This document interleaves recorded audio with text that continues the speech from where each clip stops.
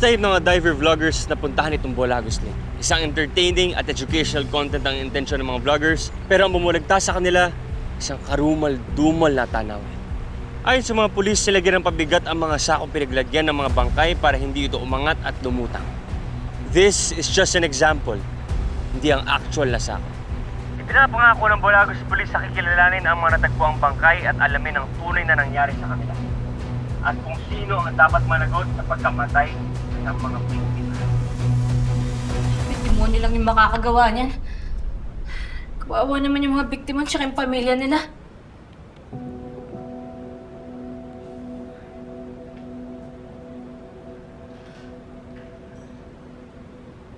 Yun ka muna. Did you see it, Mom? Yung bodies nasa sako. Nakita po namin sa SOCMED. Grabe, Han.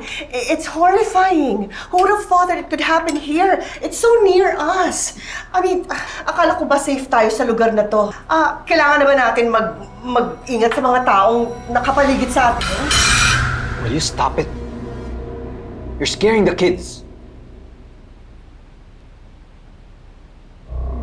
Ayokong pinag-uusapan yung mga ganyang stories, especially at the dinner table. Understood? Opo. Sige na. Kumain na tayo.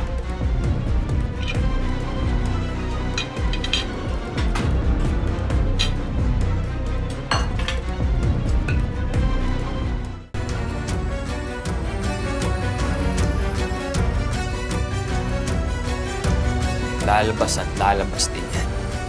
Kung sino man na may pakana nito, sa susunod na report natin, ang hashtag na gagamitin natin, Demonyo Reveal.